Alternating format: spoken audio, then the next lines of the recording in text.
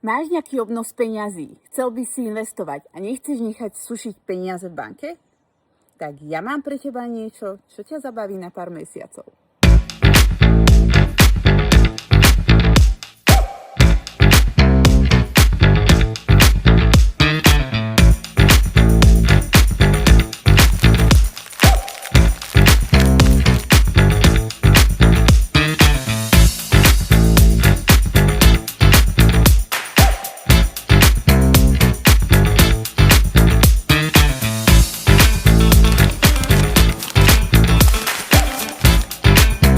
Takže nápad a ideu už by si mal.